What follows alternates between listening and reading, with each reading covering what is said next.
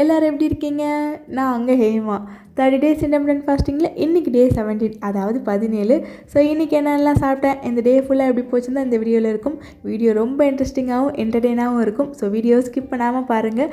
வீடியோவில் ஒரு யூஸ்ஃபுல்லான ரெசிபி கூட ஷேர் பண்ணியிருக்கேன். வீடியோக்குள்ளே போகிறதுக்கு முன்னாடி ஒரு சில சிஸ்டர் வந்து கேட்டிருந்தாங்க, நான் வீடியோவில் வேர் பண்ணியிருக்க ட்ரெஸ்ஸோட லிங்க்கு, அதுக்கப்புறம் நான் தம்ப்நெயிலில் வச்சுருக்கேன் இல்லையா ஃபோட்டோஸ், ஸோ அதில் போட்டிருக்க ட்ரெஸ்ஸோட லிங்க்கெலாம் நிறைய சிஸ்டர் கேட்டிருந்தாங்க. யூடியூப்பில் வந்து டைரெக்டாக லிங்க் வந்து ஷேர் பண்ண முடியாது. ஸோ அதனால் வந்து என்னோடய யூடியூப் பேஜ் இருக்கு இல்லையா, அதுக்குள்ளே போனீங்கன்னா ப்ரொஃபைலை கிளிக் பண்ணிங்கன்னா உள்ளே வந்து இன்ஸ்டாகிராம் ஐடி கொடுத்துருப்பேன். ஸோ அதை கிளிக் பண்ணிங்கன்னா என்னோடய இன்ஸ்டாகிராம் ஐடி உங்களுக்கு டைரெக்டாக போயிடும். அங்கே போய் என்னோடய பேஜை ஃபாலோ பண்ணிக்கோங்க. ஸோ அதில் தான் என்னோடய ட்ரெஸ் ரிவ்யூ எல்லாமே போட்டுட்ருக்கேன். ஆஃபரில் உள்ள ட்ரெஸ் ரிவ்யூஸ், நல்ல குவாலிட்டியில் உள்ள ட்ரெஸ் ரிவ்யூஸ்லாம் கலெக்ஷன் எல்லாம் நிறைய போட்டிருக்கேன். ஸோ உங்களுக்கு தேவைப்பட்டால் வந்து என்னோடய பேஜை செக் பண்ணி பாருங்கள், ஃபாலோ பண்ணிக்கோங்க. நான் ரெகுலராக போடுற எல்லா குர்த்திஸோட டீட்டெயிலும் உங்களுக்கு வந்துடும். ஸோ டேரெக்டாக அதில் லிங்க் ஷேர் பண்ண முடியும் இன்ஸ்டாகிராமில். பட் யூடியூப்பில் வந்து லிங்க் டேரெக்டாக ஷேர் பண்ண முடியாது. ஸோ அதனால தான் என்னால் லிங்க் வந்து உங்களுக்கு டேரெக்டாக அனுப்ப முடியல. ஸோ ப்ளீஸ் என்னோடய இன்ஸ்டாகிராம் ஐடியை ஃபாலோ பண்ணிக்கோங்க. ஸோ அதில் வந்து என்னோடய ட்ரெஸ் கலெக்ஷன் எல்லாம் போட்டிருக்கேன், கண்டிப்பாக செக் பண்ணி பாருங்கள். ஆஃபரில் இருக்கிற குர்த்திஸ் எல்லாமே வந்து உங்களுக்கு நான் ரிவ்யூ பண்ணியிருக்கேன், கண்டிப்பாக வந்து என் பேஜை செக் பண்ணி பாருங்கள். ஓகே, இப்போ வந்து வீடியோக்குள்ளே போயிடலாம். இன்றைக்கி வந்து சண்டே, ஸோ அதனால் வந்து அருண் மார்னிங்கே வந்து சிக்கன் வாங்கி கொடுத்துருந்தாங்க. லாஸ்ட் ஒரு 1 வீக்காக வந்து அருணுக்கு நல்ல வேலை. ஸோ லேட்டாக வருது, சீக்கிரமாக போயிடுவாங்க, ஆனால் லேட்டாக தான் வருவாங்க.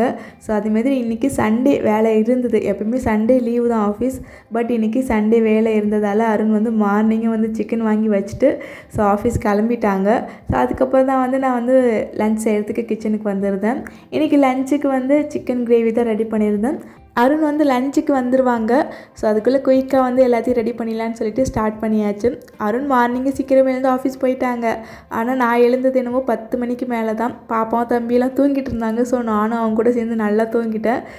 ஸோ கொஞ்சம் லேட்டாக எழுந்து தான் வந்து லஞ்சுக்கு ப்ரிப்பேர் பண்ண ஸ்டார்ட் பண்ணியிருந்தேன்.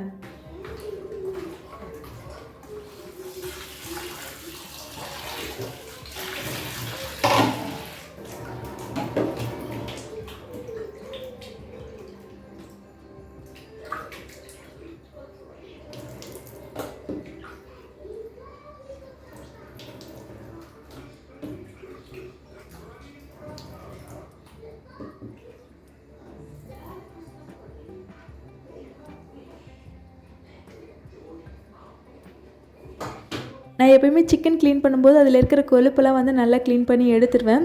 ஸோ இன்றைக்கி அப்படி தான் க்ளீன் பண்ணிவிட்டு அதுக்குள்ளே வந்து உப்பு மஞ்சத்தூள்லாம் போட்டு கழுவி எடுத்துகிட்டு வந்துட்டேன். இன்றைக்கி சிக்கன் கிரேவி எப்பயும் விட கொஞ்சம் அதிகமாக ஆயில் சேர்த்து ரெடி பண்ணியிருந்தேன். ஏன்னா சிக்கன் கிரேவி அருணுக்கு பிடிக்கும். ஸோ வாரத்தில் ஒரு முறை தான் சாப்பிட்றோம் இல்லையா, அதனால் கொஞ்சம் அதிகமாக ஆயில் சேர்த்து தான் ரெடி பண்ணியிருந்தேன், டேஸ்ட் கொஞ்சம் நல்லாயிருக்குன்னு சொல்லிட்டு. பட் நான் வந்து சிக்கன் கிரேவி எடுத்துக்கல, அதில் உள்ள சிக்கனை மட்டும் ஃபில்ட்ரு பண்ணி எடுத்து சாப்பிட்டுக்கிட்டேன். இப்போ இந்த கிரேவி எப்படி ரெடி பண்ணலான்னு பார்த்துடலாம். கடாயில் கொஞ்சமாக ஆயில் சேர்த்துருக்கேன் வதக்கிறதுக்கு. ஸோ அது கூட வந்து 1 டீஸ்பூன் சோம்பு, பட்டை, கிராம்பு, ஏலக்காய், ஸோ ஆஸ் யூஷுவல் எப்பயும் சேர்க்குற அந்த பிரியாணி மசாலாலாம் சேர்த்துருக்கேன். ஸோ இதெல்லாம் சேர்த்து லைட்டாக வதங்கினதுக்கப்புறம் ஒரு வெங்காயம், ஒரு சின்ன தக்காளி, ஒரு கொத்து கருவேப்பிலை சேர்த்துருக்கேன்.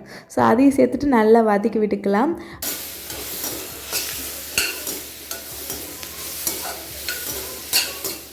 இந்த அளவுக்கு வதங்கினதுக்கப்புறம் இதை ஆற விட்டு அரைச்சி வச்சுக்கலாம். இது வதங்கிறதுக்கு கரெக்டாக ஒரு 5 நிமிஷம் ஆயிருக்கும்.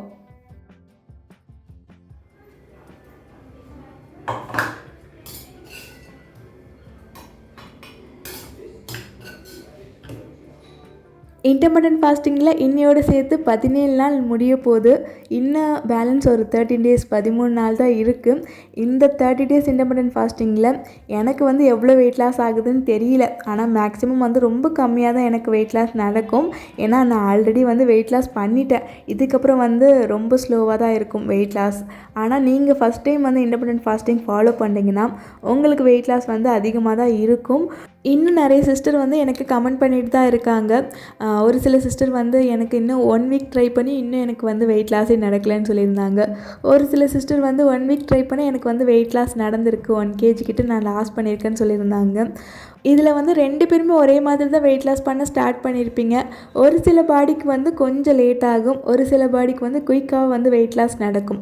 ஃபஸ்ட்டு ஒரு 3 kg கிட்ட வந்து ஃபேட் லாஸ் நடக்காது. நம்ம உடம்புல இருக்க வாட்டர் கண்டென்ட் தான் வெளில போகும். ஸோ வாட்டர் லாஸ் தான் ஃபஸ்ட்டு இருக்கும்.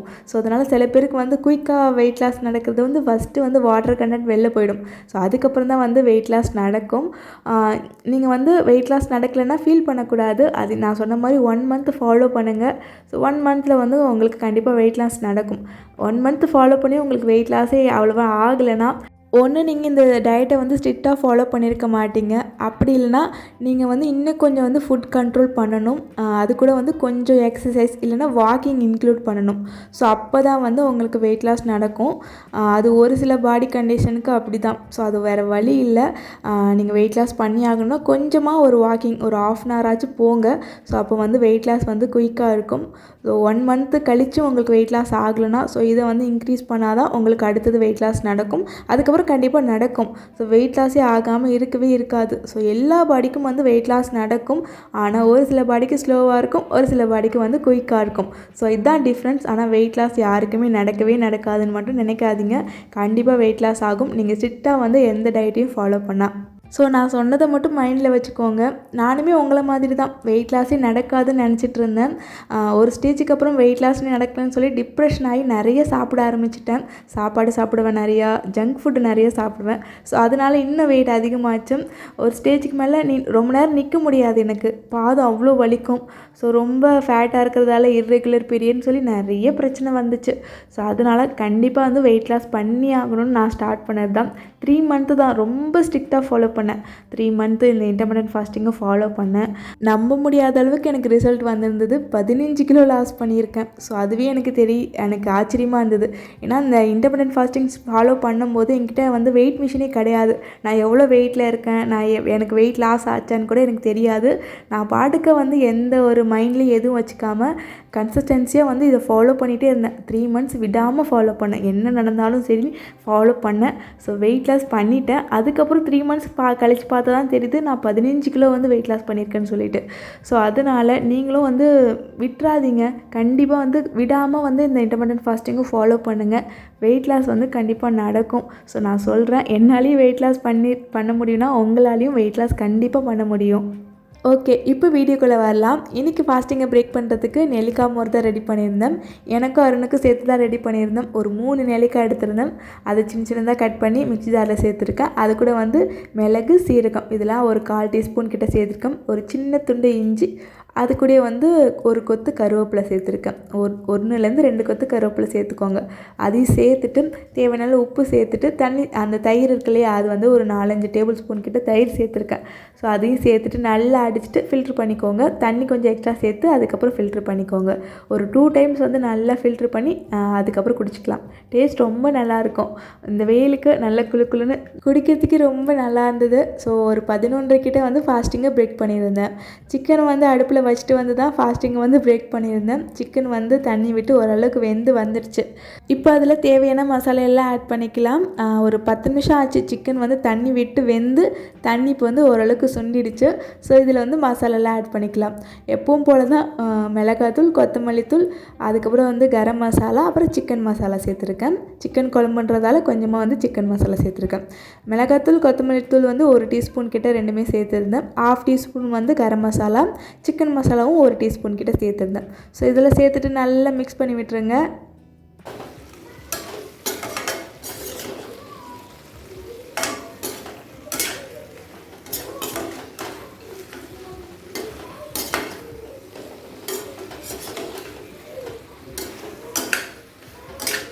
இப்போ இதில் ஆல்ரெடி வதக்கி அரைச்சி வச்சுருக்கோம் இல்லையா, அந்த மசாலாவை ஆட் பண்ணிடலாம். மசாலா வந்து ஓரளவுக்கு குறைப்பாக அரைச்சிக்கோங்க, ரொம்ப ஃபைனாக அரைச்சிட வேணாம். ஸோ அதையும் சேர்த்துட்டு அது கூட வந்து தேவையான அளவு தண்ணி சேர்த்துக்கோங்க. நான் இன்றைக்கி சிக்கன் கிரேவி கொஞ்சம் திக்காக தான் ரெடி பண்ண போகிறேன். ஸோ அதனால் தண்ணி கொஞ்சம் கம்மியாக தான் சேர்த்துருக்கேன். உங்களுக்கு தேவையான அளவு நீங்கள் தண்ணி சேர்த்துக்கோங்க. ஸோ அதையும் சேர்த்துட்டு நல்லா மிக்ஸ் பண்ணி விட்டுட்டு இதில் தேவையான அளவு உப்பு சேர்த்துக்கலாம். எனக்கும் அருணுக்கு மட்டும் தான் சிக்கன் கிரேவி. ஸோ அதனால் வந்து ரொம்ப கம்மியான அளவு தான் கிரேவி ரெடி பண்ணியிருந்தேன். அவ்வளோதான், மூடி போட்டு ஒரு 10 நிமிஷம் மட்டும் வேக வச்சு எடுத்திங்கன்னா சிக்கன் கிரேவி ரெடி. ஆல்ரெடி பாதி வந்து சிக்கன் வெந்துடுச்சு. இன்னொரு 10 நிமிஷம் வேக வச்சிங்கன்னா சிக்கன் வந்து ஃபுல்லாக வெந்துடும். 5 நிமிஷம் நல்லா ஹை ஃப்ளேமில் வச்சுருங்க. கடைசி ஒரு 5 நிமிஷம் வந்து லோ ஃப்ளேமில் வச்சுருங்க. சிக்கனில் வந்து கிரேவியில் வந்து எண்ணெய் மேலே வந்து மிதந்து வரும். ஸோ அவ்வளோதான், சிக்கன் கிரேவி ரெடி. இது வந்து டயட்டில் இருந்தீங்கன்னா அவ்வளோவா ட்ரை பண்ணாதீங்க. வீட்டில் யாருக்காவது செஞ்சு கொடுக்கணும்னா இந்த கிரேவி ட்ரை பண்ணி பாருங்கள். நீங்கள் இந்த கிரேவி சாப்பிட்றீங்கன்னா இதில் உள்ள கிரேவிலாம் சாப்பிடாதீங்க, வெறும் சிக்கன் மட்டும் சாப்பிட்டுக்கோங்க. ஏன்னா எண்ணெய் கொஞ்சம் அதிகமாக இருக்குது. ஸோ அதனால தான். இல்லைனா நீங்கள் எண்ணெய் ரொம்ப கம்மியாக யூஸ் பண்ணி இந்த கிரேவி ரெடி பண்ணிக்கலாம். ஸோ அவ்வளோதான், டேஸ்ட் லைட்டாக டிஃபர் ஆகும். கடைசியாக வந்து இதில் கொஞ்சமாக பெப்பர் பவுடர், அப்புறம் கட் பண்ணி வச்சுருக்க கொத்தமல்லி, ஸோ இதெல்லாம் சேர்த்து நல்லா மிக்ஸ் பண்ணிவிட்டு இறக்கிட்டிங்கன்னா செம்ம டேஸ்ட்டான சிக்கன் கிரேவி ரெடி. கரெக்டாக நான் சமைச்சு முடித்ததுமே அருணுமே வந்துட்டாங்க. ஸோ வரும்போதே வந்து வாட்டர்மெலன் வாங்கிட்டு வந்திருந்தாங்க. இந்த சீசன் இல்லையா, ஸோ பாப்போமே அடிக்கடி கேட்டுகிட்டே இருக்கா வாட்டர்மெலன் வேணும்னு சொல்லிட்டு. ஸோ அதனால் ஒரு 2 பெரிய வாட்டர்மெலன் வாங்கிட்டு வந்திருந்தாங்க.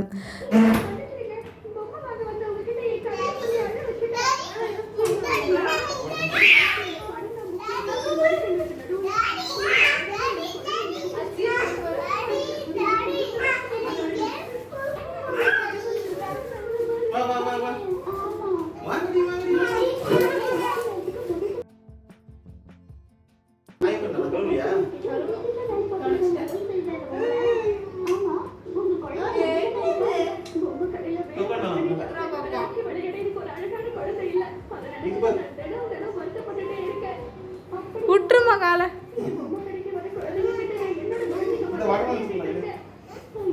பார்த்தீங்களா, நம்ம வீட்டில் காலையிலேருந்து பார்த்துக்குறோம்.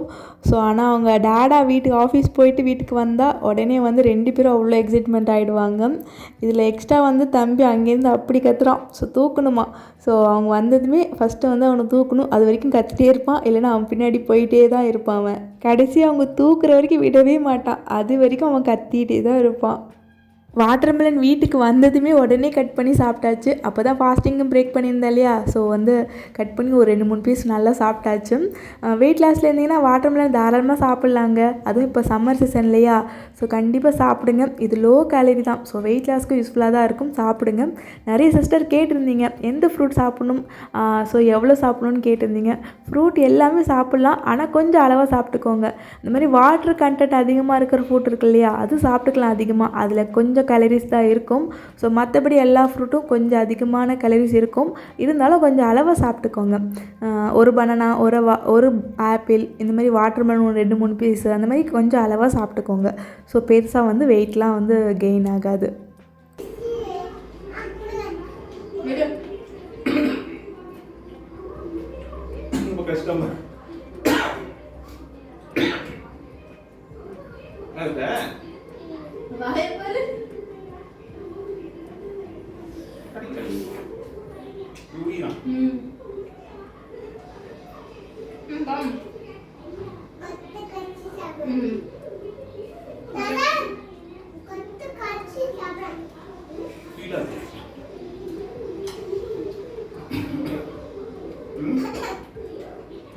வாட்டர்மெலன் வந்து இன்றைக்கி ரொம்ப ஸ்வீட்டாக டேஸ்ட்டாக இருந்தது. லாஸ்ட் டைம் வந்து ஒரு வாட்டர்மெலன் வாங்கிட்டு வந்திருந்தாங்க, அது அவ்வளோவா டேஸ்ட்டாக இல்லை. இது நல்ல டேஸ்ட்டாக சூப்பராக இருந்தது. ஸோ 2-3 பீஸ் கிட்ட நல்லா சாப்பிட்டுட்டேன். ஸோ அதுக்கப்புறம் தான் லஞ்ச் சாப்பிட்டுருந்தேன். லஞ்சுக்கு வந்து எப்பவும் போல் கொஞ்சமாக வந்து சாதம் எடுத்திருந்தேன். அது கூட வந்து சிக்கன் கிரேவியில் உள்ள சிக்கன் மட்டும்தான் எடுத்திருக்கேன். கொஞ்சம் அதிகமாக தான் சிக்கன் எடுத்திருந்தேன்.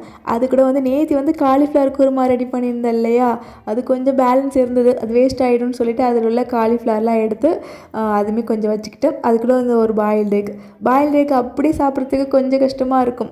இது மாதிரி கட் பண்ணி மேலே கொஞ்சமாக பெப்பர், அதுக்கப்புறம் உப்பு தூவி சாப்பிட்டா டேஸ்ட் நல்லாயிருக்கும்.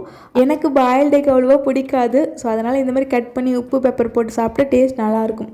அதில் உள்ள அந்த மஞ்சக்கரு இருக்கு இல்லையா, அதுதான் டேஸ்ட் பிடிக்காது. ஸோ அதனால தான் இந்த மாதிரி சாப்பிட்றது டேஸ்ட் நல்லாயிருக்கும். நீங்களும் ட்ரை பண்ணி பாருங்கள். ஸோ அவ்வளோதான், லஞ்ச் சூப்பராக முடிச்சாச்சு.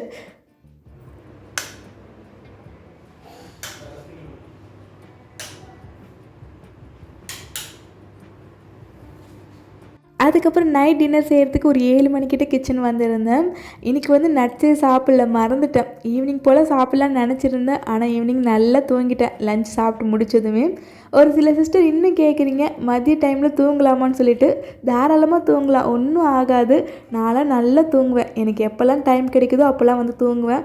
நைட்டும் நல்லா தூங்குவேன், அதுமாரி பகல்லையும் நல்லா தூங்குவேன். டைம் கிடைக்கிறப்பெல்லாம் தூங்குவேன். இப்போலாம் வந்து டைம் அவ்வளோவா கிடைக்காது. ஸோ தம்பி பாப்போம் பார்த்துட்டு இருக்கிறதால எனக்கு அவ்வளோ டைம் கிடைக்காது, வேலை இருந்துகிட்டே இருக்கும். ஸோ அப்படியே மேபி டைம் கிடச்சா எந்த டைம் வந்தாலும் நான் நல்லா தூங்கிடுவேன். லஞ்சு சாப்பிட்ட உடனே தூங்க வேணாம், ஒரு 1/2 அன் ஹவர் விடுங்க, ஒரு 1/2 அன் ஹவர் லைட்டாக வாக் போங்க. ஸோ அதுக்கப்புறம் வந்து நீங்கள் தூங்கிக்கலாம், ஒன்றுமே ஆகாது. சில பேர் நினைக்கிறீங்க மதியம் தூங்கினா வந்து வெயிட் போடுன்னு சொல்லிட்டு. அப்படி கிடையாது. சாப்பிட்ட உடனே தூங்கினா தான் ஜீரணம் ஆகாமல் வெயிட் போட சான்ஸ் இருக்குது. ஸோ ஒரு 1/2 அன் ஹவர் கழித்து லைட்டாக ஒரு 5 நிமிஷம் இல்லை 10 நிமிஷம் வாக் போங்க சாப்பிட்டதுக்கப்புறம். அதுக்கப்புறம் வந்து 1/2 அன் ஹவர் கழித்து படுத்துக்கலாம், தூங்கிக்கலாம், ஒன்றும் ஆகாது. நான் நல்லா தூங்கியிருக்கேன். ஸோ நல்லா தூங்கி தான் வந்து வெயிட் லாஸ் பண்ணேன். வெயிட் லாஸில் மெயின் வந்து நல்ல தூக்கம், நல்ல ரிலாக்ஸாக இருக்கணும், தூங்கணும், தண்ணி நிறைய குடிக்கணும். இது ரெண்டுமே வந்து மெயின்.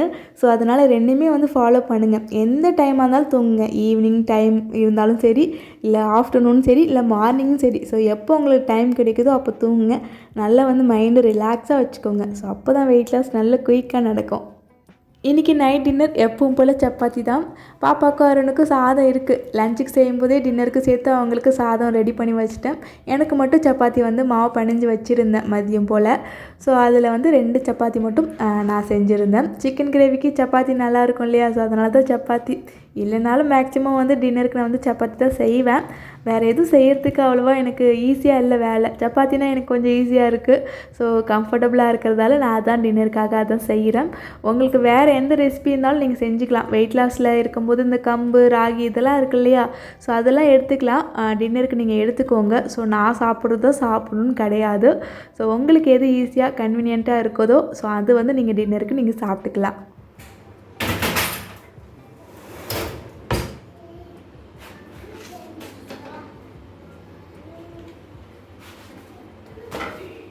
இதான் என்னோடய டின்னர் பிளேட். 2 சப்பாத்தி, அது கூட வந்து சிக்கன் நிறையா எடுத்திருக்கேன்.